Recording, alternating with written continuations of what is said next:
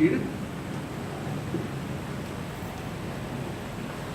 Sometimes my wife Mary Lee will tell myself and our children about what we call the Manila Garden days and the early Magallanes days. Those days in the 80s and very early 90s when Christian Life Fellowship was very active and very growing and doing a lot of things which sometimes we look back now on and go, I wish we could do that again. And we can and greater, because we've been singing for months now, years. Greater things are yet to come. I believe that. I believe that as we find our way and as the Lord is showing us where we got off track, we'll be there again. But one thing that she always tells me is that they always talked about body life. She said for months and months, weeks, even sometimes more than a year, every time we came to church, the message was about body life, body life, body life, about building up each other in the most holy faith, about exhorting each other and sustaining each other and loving each other and caring for each other, considering one another more important than yourselves. And just these things that, we know, they're in our hearts. And she said for a long time we learned that. Then we really learned it. Well, that's good. But we see in the reading from 1 Thessalonians today, Paul did the same thing to the church in Thessalonica in 3 weeks. Took him 3 weeks to thoroughly indoctrinate them on the doctrine of body life, on the not just the doctrine of body life, but the practice of body life and the living of body life.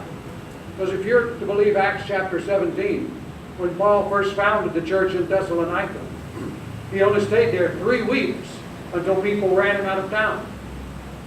So he had 3 weeks to teach them, the faith.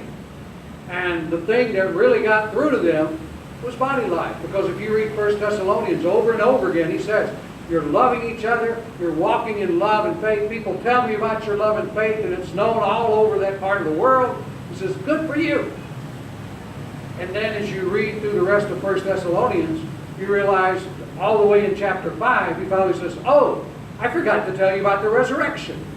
Because they had gotten some bad teaching about that, and they weren't able to understand that it was wrong teaching, because Paul had spent those 3 weeks focusing on body life. You say, well, why couldn't Paul just give them a Bible when he was there, and so they could read everything on their own? Well, of course, the Bible didn't exist then. In fact, the Gospels weren't written at that time. Probably this book of 1 Thessalonians was one of the first, if not the first book of the New Testament that was written. This letter that Paul wrote to the church at Thessalonica, very possible the first book of the New Testament. So he couldn't give them a Bible and show, read here in the Gospel of Luke. Wasn't any such thing. He couldn't show them the gospel reading we had today, where Jesus was teaching the Sadducees about the resurrection. That hadn't been written yet. Paul had to, do the best he could with the time that he had, and I'm sure he wasn't expecting to be run out of town in 3 weeks. But in the time that he had, he was really focusing on body life. Not so much on doctrine, not so much on theology. Resurrection even, one of the cornerstones of our faith, as he wrote to the church in Corinth some years later, that wasn't so important to him as you've got to understand how to love each other. You've got to understand how Christians act towards each other and even towards the world. And that's what he focused on. And I think we can learn something from that. When it comes time to either teaching doctrine or how we should act towards each other, it's the body life that's more important. That's what he spent time with them there. And if you look through the scriptures, it's a common pattern. If you look at the things that he says we couldn't endure it anymore. After we've been away from you for a while and run out of town, we were so concerned that those who started the riot against us were trying to teach you other things and trying to pull you away from the faith. We were so worried that we decided we'll stay alone here in Athens and we'll send our companion Timothy back to check up on you. That's how much Paul cared for those Thessalonian Christians. We see, he says there, that we want to strengthen, we want to encourage you. That's our most important goal. That's the thing that's the most important to us, that you are strengthened, that you are encouraged. As you read through this chapter and throughout the book of Thessalonians, you see how much Paul cared for these people. How much he cared for that little fledgling church. And, who she felt like not really spent the time there that I need to. We know he spent a year and a half in Ephesus. He spent that long, or 2 years in Ephesus. Spent a year and a half in Corinth. That was his usual pattern. But because of the situation, he couldn't do that in Thessalonica. And because of that, he was really, really, really concerned. And then he says, it's such good news to hear that even in that short time, you learned about faith and love, and you're walking in these things. And I think you can get a little clue of how much Paul loved the people in Thessalonica and all those he ministered to in verse 8 of chapter 3, when he says, for now we really live if you stand firm in the Lord.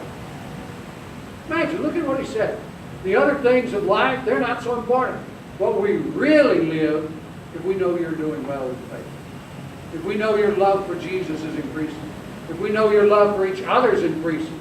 If we know you stand firm in the Lord, that's when we really live. Compare that with what most people would say today. I got the best Christmas bonus ever. Now I really live. My child finally graduated university. Now I really live. My wife got a new makeover. Now I really live. My husband got a promotion at work. Now I really live. Bought that new house, that dream home we've been looking for.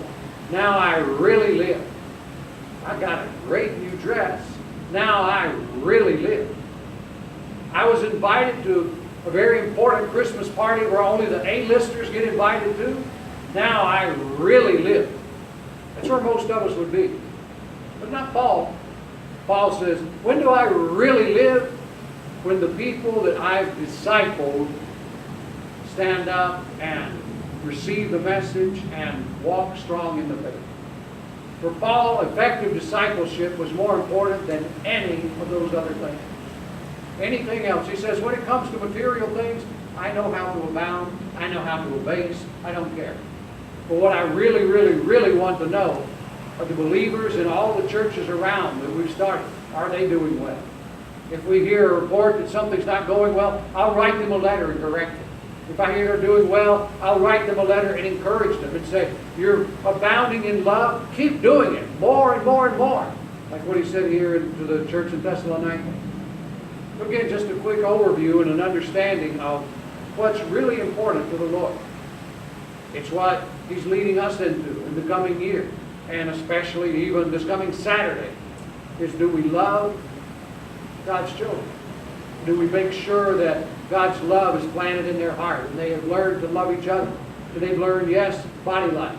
Whether we teach it for months and years or whether only 3 weeks is all we have. The important thing is that people understand that abide these 3 things, like we're learning on Wednesday night: faith, hope, and love. The greatest of these is that we love one another. Through love, faith can work. Through love, we can stand in our hope. And so as we look at this is something that I hope we can take away today. Make sure our priorities are straight. Have the same priorities that Paul had. The theology, those things, those are fine. Make sure they're right. We'll straighten you out on that. But by all means, make sure you continue to walk in love for one another and compassion for each other, bearing each other's burdens, and making sure that you share my love, the love of Christ, with those around you, those in your community, those in your neighborhood, with your family. This is what was most important to God, so most important to Paul, so that he could say, when I see your faith is strong, now I really live. It's discipleship in a nutshell. Can we say that about those in our lives? That's our challenge today and our focus today.